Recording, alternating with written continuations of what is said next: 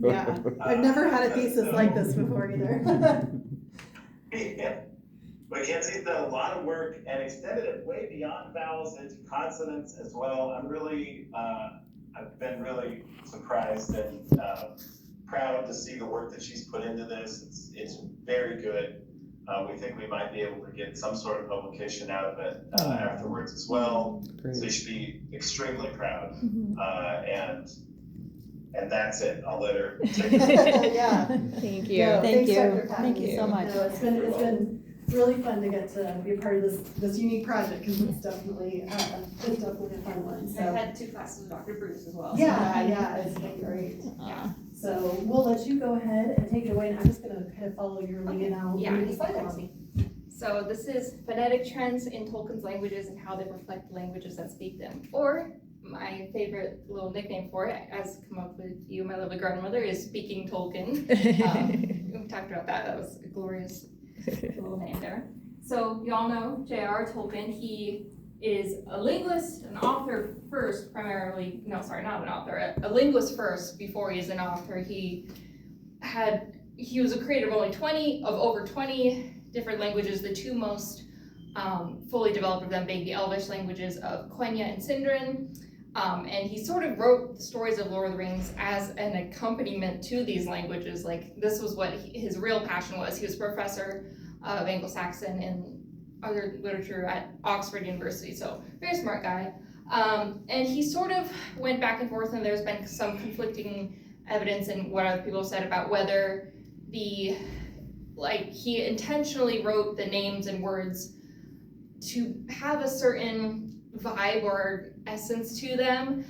It's something I've picked up and noticed just throughout my basically entire life of having watched Lord of the Rings films and then reading Lord of the Rings and Hobbit books and all the other things, that there seems to be sort of a trend of the phonetic makeup and of what different sounds are used in his different languages.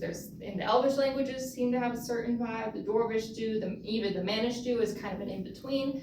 And he had a career of over 60 years of developing this, so it makes sense that sometimes he would feel like, it was all completely random. Sometimes he's like, yes, it's very intentional. But so I wanted to just, not so much his, what he was intending to do, but just what resulted in.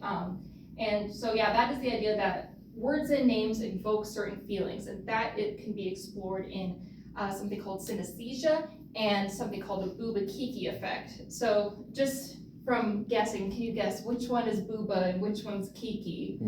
Kiki's on the left. Yes, so goes across cultures, across different writing systems, so it's not so much, obviously B is a rounded shape, Kiki, K is a spiky shape, but they've done this for languages that don't use the English alphabet, tons of studies, and overall there seems to be, it's a cross-cultural phenomenon of people associating words that sound like Kiki or Takete is another one, and Booba or Maluma with this shape, and I think a lot of it has to do with the shape your mouth makes and stuff like that. Synesthesia is something a lot of people on autism spectrum disorder have. It's where, but not only them, where you kind of connect a grapheme with a sound, or a color or an image, like, I associate a circle with red, or the number 3 is green, or something like that. Or even the idea of that person, he doesn't really look like a Phil, does he? Or I would totally guess your name is Susan. It's like, we have these sort of weird, kind of unexplainable vibes connected to words. And I was like, so do all the languages of the elves and dwarves. So based on the Booba-Kiki studies, and there was a couple studies that I went through and looked at, and these overall seem to be the more Booba, soft, rounded phonemes. This is the International Phonetic Alphabet. These are some of these letters, I'm sure you recognize B, D, N, but this is the sh sound, this is the zh sound, t, k, f, v, z, e, a, that's all the Kiki jagged sounds. So there seems to be sort of a tendency between it. Mine didn't exactly line up, like this is dwarf and this is elf. I sort of have my own predictions because I'm feeling my own sort of synesthesia-like experience with how I felt like I'm capable, I can predict what sounds the elves and the dwarves and the men are gonna make in their languages, just based off my own thing. So it makes it kind of a hard thing to research, but because it's all vibes, but I kind of got it figured out. So my hypothesis was that this bubakiki effect synesthesia also is in Tolkien's languages. So the softer sounding phonemes, which are units of sound, would be the Elvish ones, and the harsher ones would be the Dwarvish ones, and the Mannish would be sort of in the middle. So I used the color blue for elves, color red for dwarves, yellow for men throughout the slide. That's another example of synesthesia, me associating blue with elves, stuff like that. So yeah, the Elvish languages would be kind of on one end of like, and the Dwarvish languages would be on the other end of like, and then would be kind of in between. I know, it's very scientific and precise, So the elves of Tolkien's world, how to explain this? They're the first created race among Tolkien's races. They are high and noble, and they live the longest, and they're shown as being tall and graceful and wise and chill, So in English and in languages, vowels can be either high or, I think I want to show the vowel quadrilateral first, actually. So vowels, this is based on where they're made kind of in your mouth. So like this would be the front, like as you're looking this way, this is the front, the back, it's where the sound is made. And so I was thinking for elves, they would be more likely to use high vowels as being the high race of beings, high number of years, high level of intelligence, and front vowels, again, coming first. They're known as the firstborn children of Iluvatar, that's the god of Tolkien's world. And also lax and unrounded vowels. So vowels can be either lax or tense, unrounded or rounded, and lax went through because of their graceful, unstressed out nature, and unrounded, that was another sort of just a vibe thing, it's hard to explain. And then consonants can be either, and these are all the consonants in the IPA, sorry, I'm kind of going back and forth a little bit. So we have, these are consonants that are known as obstruent consonants. They have a stopping of airflow, and there's a bit more restriction in the vocal tract, and these are the sonorants. These are more smoother. They can be produced kind of with less restriction in the voice, kind of, you don't really have to like use your lips at all kind of when you make those ones. And so I predicted that the Elvish consonants would be of the sonorant group, the Dwarvish would be of the obstruent group, except for the, this is a rhotic liquid vowel, the R sound, r. I was like, that's Dwarvish. So like, I made it hard for myself because now I have this one outlier that's switched in between the two, but I had to be true to what my feelings were. So yeah, that was kind of where I was going with that. And also voiced and voiceless. So if you use your voice, so P and B are the same sound, p, b, same place, same manner. The only difference is you turn the voice on and off. So I predicted that for elves, they would have more voiced consonants, because when you're in a word, when you're speaking a word, there's a vowel, at least one vowel, where you do use the voice and the consonant. Sometimes you have to turn your voice off to make the consonant, like pop, you turn it back off, or bob, where you leave it on. So bob is a smoother speech sound than pop, because you turn it back on and off again. So the Elvish, I said, there would be voice consonants, so there's no turning off and on of the voice. It would be a smoother, Elvish, chiller sound. And then the dwarves are pretty much the opposite in every way. They were not even created by Iluvatar. They were created by Aule, the smith god of the Valar. It's kind of like Hephaestus, the Greek god. And Iluvatar was like, wait, no, they gotta be turned to stone for a while. So they're shorter, low vowels, back vowels. They're very closed in and secretive, tense, rounded. I hope I'm conveying this. It's all written very levelly, I think, in my thesis. And same thing with their obstruent. I mean, even the word obstruent is like a good indicator of the dwarf's personality. And the voiceless, the turning it back on and off again, the harsher sounds, except for well, hold on, I'll go to the vowel quadrilateral. So yeah, it would be the opposite of vowels in every way. So low vowels as opposed to high, and they're shorter, so that's kind of funny. And back vowels as opposed to front, because they came after the men too. They were created after men, so coming up later, sort of what I was thinking. And then the consonants would be the opposite. They would use these obstruent consonants and also the r consonant, just because that's a dwarvish phoneme in my heart. So that's what we're doing here. So, and I know there's voiced and voiceless over here, but I, again, just want to make it harder for myself and add in, like, let's choose which one's voiced and voiceless as well. Dwarves would use a voiceless to turn the voice on and off again, because it's choppier, and they like to chop things with axes. I don't know. And then the men of Tolkien's world, they would be kind of in between. So on that vowel quadrilateral, there's the middle, the other way, and so just because I'm thinking there's sort of a natural bridge between it. They're the mid of people, because we're humans, we're no fun, but okay. So, and I figured there wouldn't be too much, they were kind of a control group, really. There wouldn't be too much of a difference between tense or lax, rounded or unrounded, sonorant versus obtuse, voiced or voiceless. The only kind of specific to Mannish languages that I thought of was that maybe they would use some more mid or central vowels, just because they came between the elves and dwarves. They are not as tall and short as the dwarves. Which I predicted these phonemes before I came up with those reasonings. So I think it was like a subconscious thing almost, I was like, well, of course this is elf and that's dwarf. And I was like, whoa, I gotta come up with a reason for why. Like, maybe it's because they're tall and short, and I'm subconsciously thinking that. So it's kind of an interesting thing to look into. And then, so for the consonants, just any and all of them, I didn't really have a prediction for which ones are gonna do more than the others. So this is a table of the predictions, if you want to read through it all, but that would take forever to read. So elves is high more than low, dwarves low more than high, man and dwarves is mid more than either one.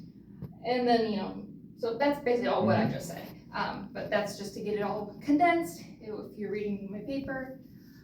So my method for doing this was I had this wonderful book given to me by my mother. This saved my life. It's called The Languages of Tolkien's Middle-earth by Ruth S. Knoll.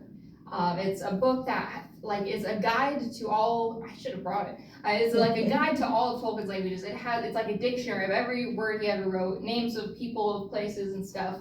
And in the end, there ended up being 1,052 Elvish words, 44 Mannish words, and 27 Dwarvish words.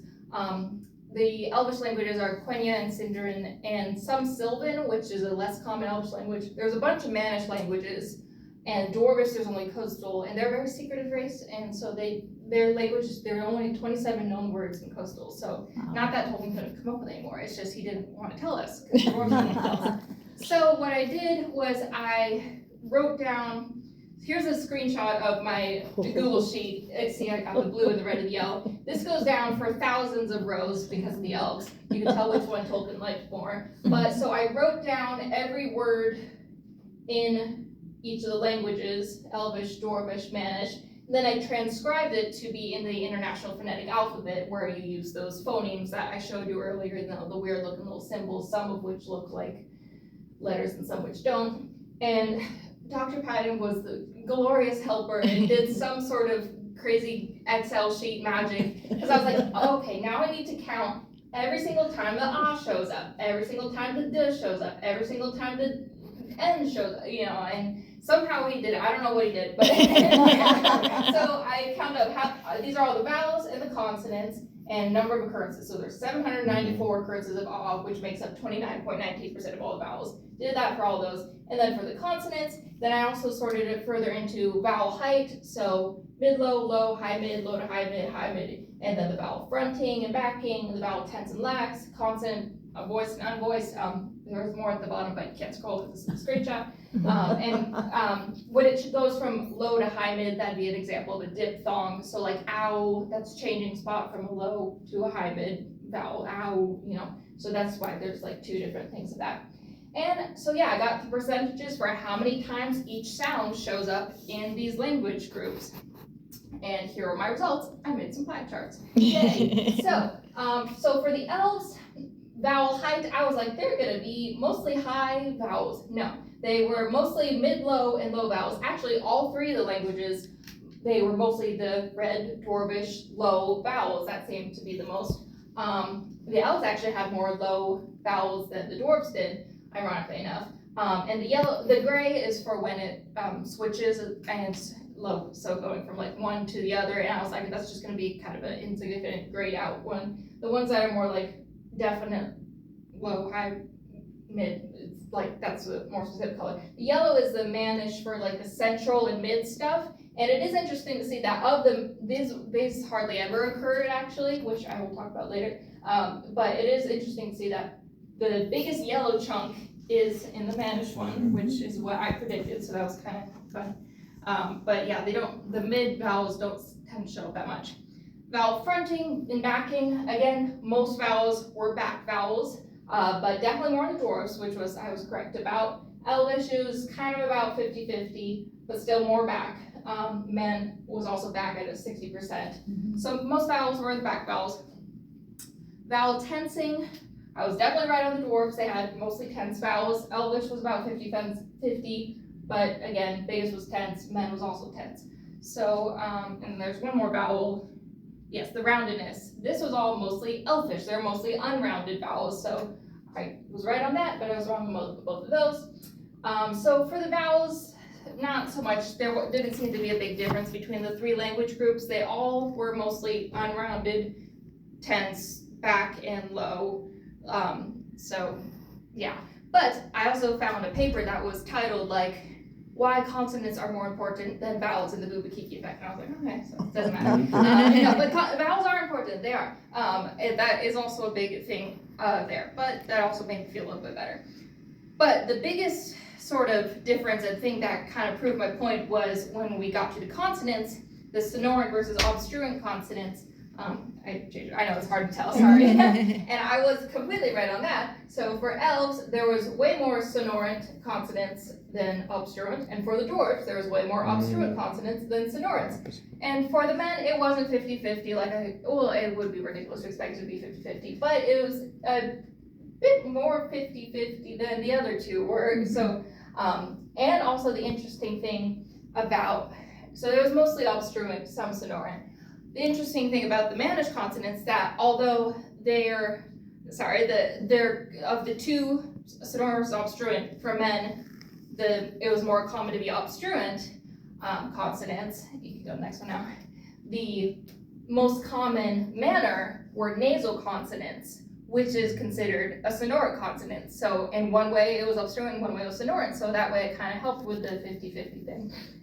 So yeah, elves, it was mostly nasals and stops, which these are just different manners of production for a consonant. Dwarfs, stops and fricatives, men, nasals and fricatives. So yeah, that was cool to see that, like men in this one it was bigger blue and the last one was bigger red. So, you know, it kind of does fit my thing. But yeah, so the consonant manner did end up being true, that elves use more nice seeing things and dwarves use more scary things. I know, I'm very scientific about that. Consonant voicing, it was mostly voiced. So that's another one where I was like, oh, never mind. But you know, a little something to see there. Pretty close. Yeah. So I also used Rebecca E. Hayden's study, the relative frequency of phonemes in general American English. This was a recording of a college professor giving a lecture on like the English language, and this was an early study of collecting like how often certain phonemes are used in actual spoken English. This is American English, Tolkien was British English, but still a pretty, you know, similar comparison. And there's not a lot of studies on this sort of thing, so kind of work with what you got.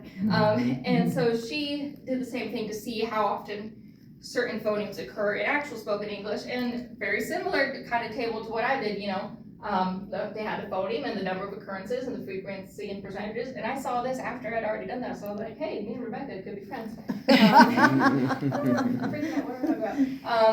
So yeah, so this goes to show how often their phonemes were in actual. So I compared that to these fictional languages and with actual spoken American English. So just to kind of wrap things up and compare it, not wrap things up, not yet, I'm not done. There didn't seem to be a lot of correlation between vowels in their height and their fronting, tensing, roundness, or consonant voicing. Pretty much everything was like, oh, well, never mind. But however, the consonant manner predictions for Elvish and Dwarves especially was correct, and for the Manish, the most common group was obstruents, most common manner was Elvish, so that was a 50-50 thing I like, and they had the most of the mid and central vowels, which is kind of correct.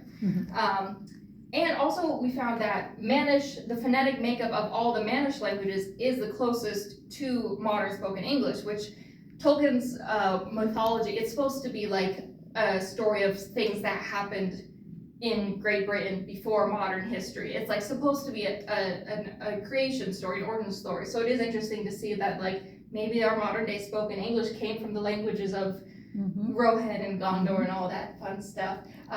And so I don't know, I don't know if that's was purposeful, but I wouldn't put it past him, but you know, we'll see. There was a surprising lack of mid-central vowels, so that's like the schwa, that's the sound. We even make that when we're thinking of something. That is the constant is the sound we make all the time, and that never appears once in any of Tolkien's languages. And I think it's because if you're sitting down and like, I'm going to create a fictional language, you're not going to think of the is the centralization that occurs from the main points, the e, a, o, u of the vowel quadrilateral, and it all just kind of slumps into the middle when we're talking and co-articulation occurs, and it all just gets centralized. And so if you're creating a fictional language, you're not going to go out of your way to say, and then they said, you know, like it's when it's written down, it's going to be the beautiful, perfect Elvish. And the elves probably never said in their life because they're perfect. So whether or not like there was some sort of centralization and schwas and ers that appeared in actual spoken Elvish, Dwarvish, Manish languages, we don't know because no one actually speaks these languages, unfortunately. But you know, maybe it'd be interesting to see. So yeah, however, although the vowels were very different from actual spoken English in that there was no mid-central vowels, which are very common, the consonants were very similar. So ch, j, and zh, in the last slide, those were like in the bottom 5 least common consonants. We don't make those sounds a lot, very often at all, and they never occurred in Tolkien's created languages. So that makes sense, because if you don't use those words often, you're not going to write those words often. So it was kind of an interesting, in one way, it made it so that it was different, and the other way it made it so that it was similar. So it kind of made it, but they both make sense, you know. Also something I noticed, mostly while going through the Elvish languages, is I was like, it seems like the meaning of the word has more of an effect on how, whether the word is scary sounding or nice sounding, more than what language it's being spoken in. So like Mordor, that means like black land, dark scariness, and it sounds like Mordor, you know? So I'm like, that would be another interesting, but I wasn't gonna change my hypothesis halfway through collecting my data, because that would be cheating. And so it was just interesting to see. I was like, I think that could be another study that someone else could do if they wanted to. There seems to be more in the Elvish languages, nicer sounding, words that are describing nice things, like a river, have the more high vowels that I predicted for being Elvish, and words that describe like dark, scary, evil things have the consonants and vowels that I predicted for being Dwarvish. So it also has a lot to do with the meaning of the word. And we kind of don't really have that in English. Like, I do remember there being a study where like foreign language speakers thought diarrhea was the prettiest sounding word of all of them, you know? And it's like, because it's that, in that case, the meaning of the things definitely doesn't match how it sounds. But there did seem to be a lot of meaning matching, but that's another topic. Anyways, so yeah, the sounds of the words themselves, regardless of their semantic meaning, also carry some sort of meaning or emotional valence or vibe to them. And some real world applications that I came up with at the last second, as a speech and hearing science student, is I'm like, well, let's say I'm doing some auditory bombardment flashcard target words with a kid who's really not into it, not wanting to do it. And I'm like, well, I have my little backup knowledge that I know that some sounds are more pleasing to the ear and sound nicer than others. So maybe if I use target words that use those sounds, then they'll be more likely and more happy to want to do therapy with me. Or maybe if it's like some gross boy who likes dinosaurs and stuff, I don't know. Then maybe I will do the sounds that are like, sounding, and then he'll want to do that with me or something, or girl. but yeah, so there are some real world applications, and but it's sort of this sort of synesthesia, like sounds, language has vibes. It's more like a kind of pseudoscience-y area, and is not really talked about or studied a lot. Thanks, Chomsky. But so that made this kind of harder. But yeah, it's just something. So there's not like a huge significant correlation. There definitely wasn't the Obstruent versus Sonorant, Elvish versus Dwarvish consonants. So that was interesting to see. But yeah, I would do something kind of like this for fun anyways, and I love making tables, and I love Lord of the Rings, and I love Tolkien, and I can't believe this is happening, and I didn't know what to do for my thesis, but I figured it out. And here's all the references I was talking about. Here's lots of people. There's a book and Lord of the Rings and stuff like that. And yeah, the end. How do you feel about the film representations of elves and dwarves? Do they match the text? What are your feelings on that? I was kind of thinking that as I was talking up here. I was like, when I was talking about how the centralization probably doesn't occur because people don't speak these languages in everyday life. And if you are learning a language for a movie script, and there is a Tolkien linguist scholar teaching you how to do it, then that's definitely not going to occur. So what we're hearing in the films is gonna be like the most textbook, like perfect, well, not perfect because we're humans, like sounding sort of Elvish or Dwarvish or whatever languages, because they don't have years of slang and jargon and speaking that language for decades. They're just learned it offset from a Tolkien linguist, So I wonder, like, if you took like an elf, transported out of that dimension and put it here, and it's like, watch the Lord of the Rings movie, would they be like, that sounds ridiculous? This is like it's like me speaking Spanish with a crazy white accent or something. Like, would they think that sounds like crazy and super professional and uptight and weird? So it's hard to say because I'm not an elf or a dwarf, so I don't really know how these fictional characters would react. But I mean, it sounds nice in the films, and I'm sure the elves would speak it perfectly, and Liv Tyler's gorgeous, and sorry, I don't need to talk about that right now. But yeah, no, I love it. And John Rhys Davies rolls his R's, which I think is because he's from the Isle of Man, which is ironic because I put that a trilled R would be an Elvish sound, mostly because I had forgot that phoneme existed because we don't use it in English, and I had already like lumped it all in with the Sonorants. But I noticed he definitely does that. So I was kind of thinking through that. I was like, why? When you hear the dwarves talk, like in the Hobbit movies as well, they definitely trill their R's, which but the elves do too. But I think everyone does in Middle Earth. Just like even Frodo does when he's like Mordor, and I'm like, you're a Hobbit, relax. You don't need to be trilling your R's. But I think that's just to make it sound more fantastical and whimsical and otherworldly, because we don't do that a lot in English, So that kind of adds to the otherworldliness of it. I forgot what the question was.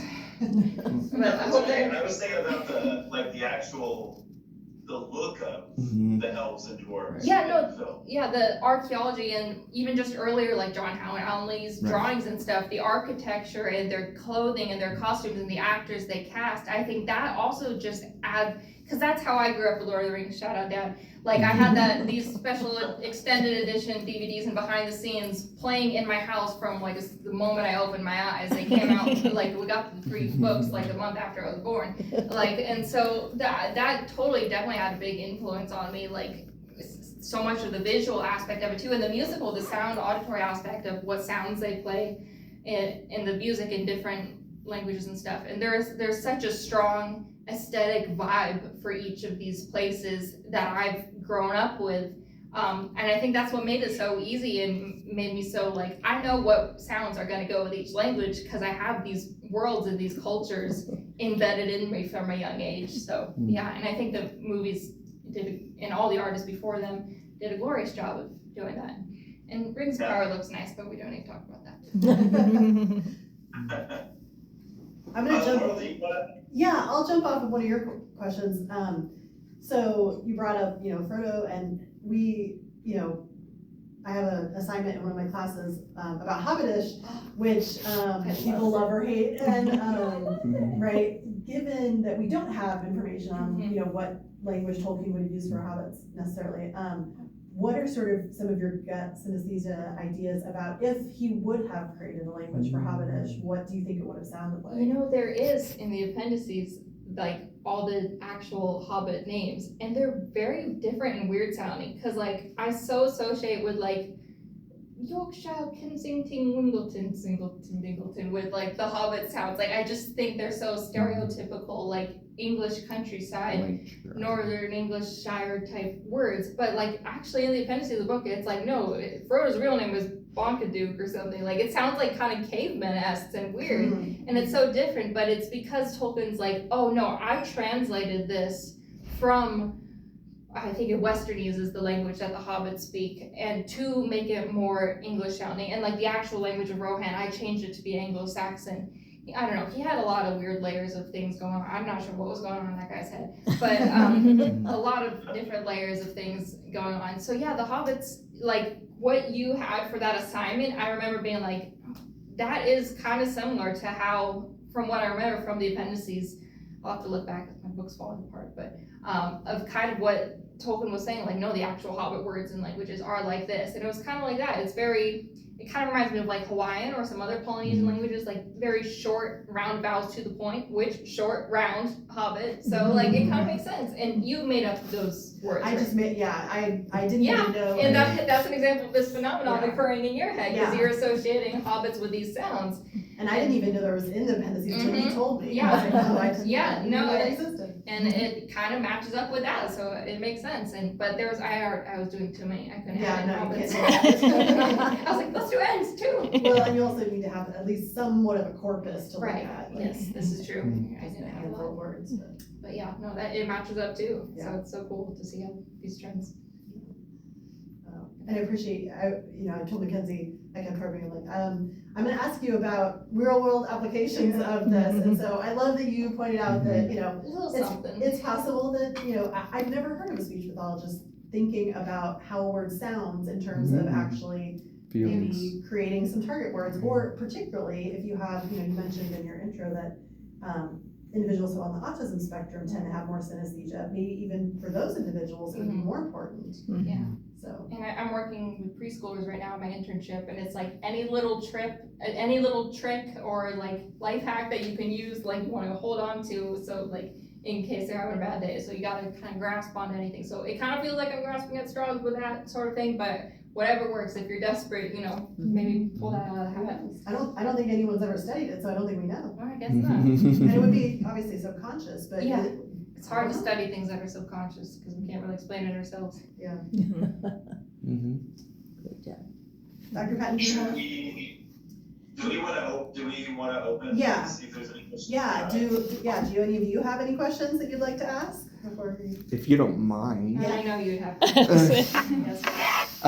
Kind of going with the previous question with the looks, I think that may have influenced the artist, Alan Lee, and then I think also with this, that of course Peter Jackson and the set designers and everything else. Did you see the if you look at the language and the script? Okay, so the different scripts, that if you look at the Elvish, seems much more elegant. The font. Yes, thank you. The font is much more elegant, and the Mordor or the Elvish seems much more geometric and sharp. Black speech, the language of the orcs and stuff, doesn't have its own font. They use the Elvish font, so it's ironic that the inscription on the ring is in the ugliest language, but in the most beautiful font, because evil cannot create its own correct. thing. Yes. Everything is just corrupt. Everything of evil is corrupted forms of something else good. But like the Dwarvish coastal language, the runes and stuff, like think in Balin's tomb in the book. Straight lines, It's sharp. just also dwarves are known to have like pretty bad eyesight, so maybe that's all they could do.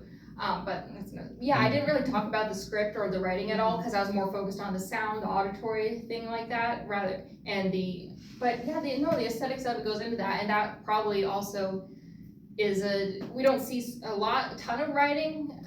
We do see lots of writing in the movies. But yeah, you're right. Even the scripts reflects what it is, and like The Hobbit, they do like the three little dots over the words and stuff, and it's like so cute, and it's like, I don't know. But yeah, you're right. There's a correlation. There's definitely a correlation in the font, and it totally matches. So further evidence back me up. Yeah.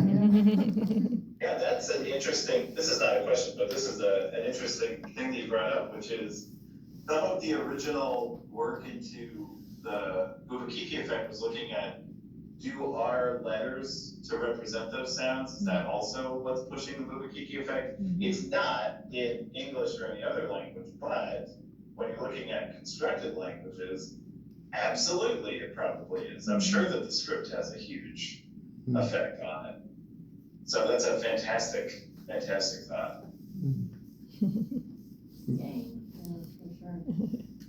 Anyone else have a question? I just am so grateful that the two of you have been involved with Yes. Mackenzie, Yes. because You did. I just feel So like much it's work. been so wonderful for her to have your support, both of you. Yes, we've heard lots I had about like a big it. poor hall, because everyone loves Lord of the Rings over here. We watched it. It's definitely been fun, for Yeah. sure. I will never look at some of these languages the same way without thinking about some of the ideas that we had. And actually, I was trying to remember the years they came out, but it was definitely when I was. 2001, 2002, 2003. all Okay, so I was December. an undergrad and a grad student when they were coming out, and I remember not noticing as much in the first movie when I saw it, but by the time the last one came out, I was almost a trained SLP, and I had the same thought. I was like, oh, the elves use a lot of sonorants. And like, it's interesting to see your own growth, academically, and the way that impacts the way you consume media. Yeah, I know. Yeah. Watching it now, like, Yeah. I can't talk to them about that. We're very proud of you. Yes. Kenzie. Yeah, Thank great you. job. So, Thank you. Dr. Patton, do you want, I'll take you out in the hall with me for just a second, and Sure. then, okay, so we're gonna just go converse for Okay. a moment, and then, we'll be right back. You can talk. Congratulations. You pass.